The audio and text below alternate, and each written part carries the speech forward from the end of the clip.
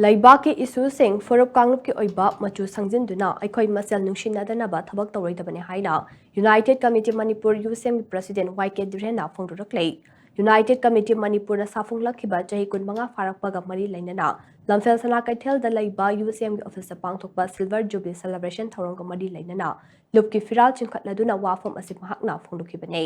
thoram aduga mari lainana mahakna makata na hai Kumja lisingani shupna amada India lenga ki khuzil tharangna Manipur ki apunba saktam da singna rakhiba adu yaningde haiduna Manipur miyang mi muhut sinduna United Committee Manipur sem khibane Manipur ki apunba saktam kaiba yaroi haiba miyang ki apunba khongjang aduda thawaina pontha pi khiba athaubi sing aduna yatpira maliklam adu tung induna ngasi su United Committee Manipur na Manipur miyang ko punna khongfom chena leple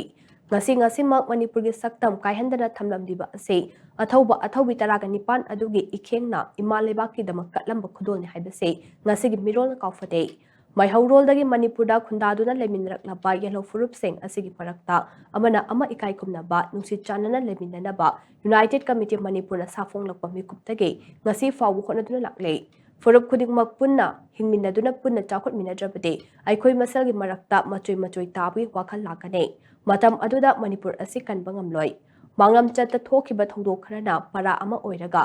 aikhoi tapna punsin ba horakpa asimak yamna afaba khudam amani haina UCM na lobe adubu marakta karishu nattaba thodok wathok macha da aikhoi masalgi marakta taba nungai taba wahai wata sizinaba aikhoi masalgi marakta nungai naroidaba thabak tawba thengnai yariba makai asigumba thabak asi iraicha singna tawbidana ba UCM na appeal tawjare isu khudimak wari sanaduda waruhin purakpa yai adubu khongfam ama hek soikhibada mayiktagi maijawbi onkhiba matam changloi haibase aikhoi khangminase aikhoi puna hingminagadabane puna chakotminagadabane haiba wakhalon asina mangda thamnaga Government of India na thakliba lang asida thudana bukadaminase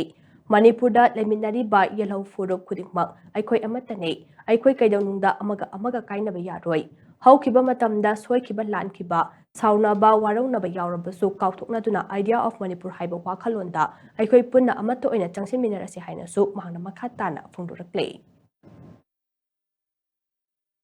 Phurup masel gi marakta nungai naroidaba wafamsing yariba makai thambidaba aikoi nungsi chanana hingminanaba kaishunataba thodok macha dagi aikoi merik pidagi maijaubi onnaba karigumba Phurup Kanglup amatana madu honabidana aikoi se punna hingminagadabani amusung punna chawkhonminagadabani haibagi wakhal sida mang tharakanda India lengangna silaiba sumlaba langsing asidagi laulam langsing sidagi aikoi ngakthokpa ngamnaba aikoi Phurup chap khudingmaki leadersing community leadersing tongan ba